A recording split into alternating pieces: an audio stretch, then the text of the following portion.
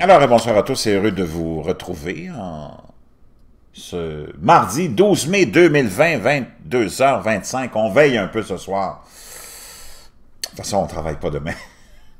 Heureux de vous retrouver. J'espère que vous allez bien et que vous prenez soin de vous. Pendant ce temps-là, eh bien, imaginez-vous, merci à l'abonné qui nous a envoyé ça, une catastrophe sans précédent. Pourquoi le risque de pollution aux armes chimiques en mer du Nord est inquiétant. Et ça a été publié, ça, en 2019, hein, mais quand même encore très d'actualité. Hein. D'où vient la pollution chimique potentielle de la mer du Nord? Quels sont les risques? Pourquoi en parle-t-on en ce moment? Que font les autorités? Un documentaire sur les armes chimiques provenant des deux guerres mondiales jetées au fond des mers du Nord lance l'alerte. On a une image ici extraite du documentaire « Menace en mer du Nord ». Pendant les deux guerres mondiales, les Alliés ont volontairement coulé de nombreux navires transportant près de 3 milliards de tonnes d'armes chimiques, gaz moutarde, munitions au chlore et au sarin et conventionnels. 3 milliards de tonnes encore aujourd'hui au fond de la mer du Nord et de la mer Baltique. À l'époque, l'immersion représentait la solution la moins dangereuse, explique à Daily Science le professeur Sylvie Gobert du laboratoire d'océanographie de la Faculté des sciences de l'Université de Liège. Merci à l'abonné pour ce beau lien, hein, cette belle information, vraiment intéressante. Traiter et éliminer des quantités considérables de munitions non utilisées, l'immersion était alors la solution la moins coûteuse, la plus rapide et la plus sûre, explique la Marine nationale. Après la guerre 39-45, les Américains ont notamment fait couler des navires allemands pleins de munitions. À l'époque, officiellement, on disait ne pas connaître les risques de telles pratiques. Hey, imaginez-vous. En mer du Nord, une cinquantaine de sites sont concernés, mais ce chiffre pourrait avoir été sous-estimé. La France refuse de dire clairement quelles sont les zones concernées, mais on sait qu'il y a bien eu ce type de déversement au large de Dunkerque, Gravelines ou encore Boulogne-sur-Mer. Le banc de sable de Padernac, à Naka, en Belgique, abrite également 35 tonnes de munitions. Sur la carte ci-dessous sont recensées les zones dans l'ouest de la France où des munitions sont immergées. Wow! Zzz. Il y en a beaucoup. La pollution chimique de la mer est une problématique enfouie depuis des années. Sur Terre, les bombes des deux guerres mondiales sont prises en charge quotidiennement et pendant encore de nombreuses années par les services de déminage, mais les armes déversées dans la mer ne sont quasiment pas prises en charge. Une catastrophe sans précédent, sans action de dépollution, des scientifiques prédisent un désastre environnemental au fond de la mer. Des fuselages métalliques qui confinent les substances chimiques se corrodent. La plupart de ces substances restent toxiques en se décomposant dans l'eau. Les études scientifiques sont alarmantes, explique le documentaire « Menace en mer du Nord ». Selon l'Institut océanographique de Moscou, il suffirait qu'un sixième de ces substances s'échappe dans la Baltique pour supprimer toute forme de vie pendant un siècle.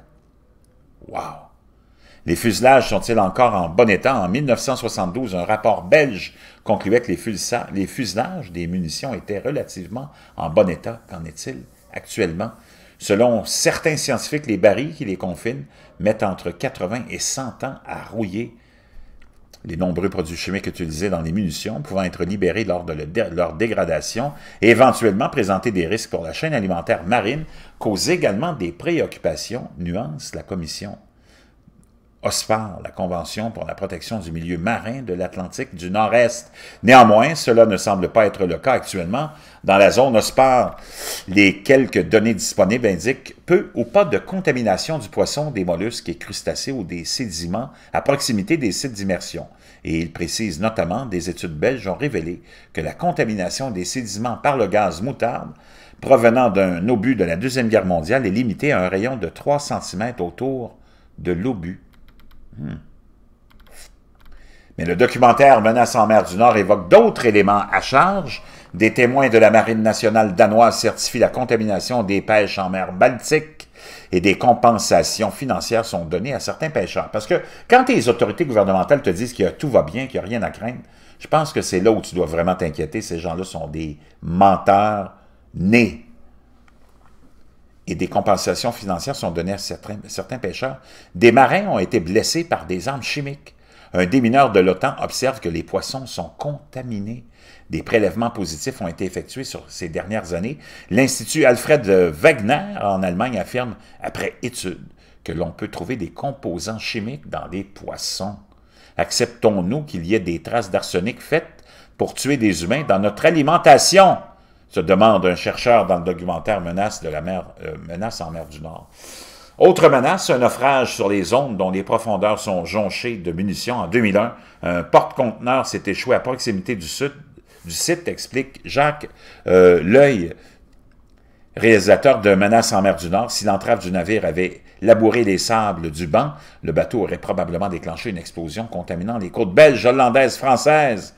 Faut-il attendre une catastrophe marine pour aller inspecter l'état de corrosion des obus?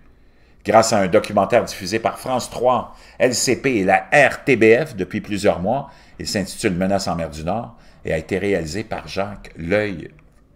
Je vous laisserai le lien, vous allez pouvoir voir le film en question apparemment, où l'accès à la vidéo est impossible ici, mais peut-être qu'il est possible chez vous.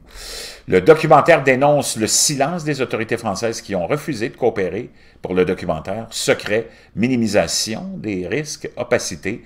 Difficile de savoir ce qui est fait ou non pour éviter tout risque sanitaire ou environnemental.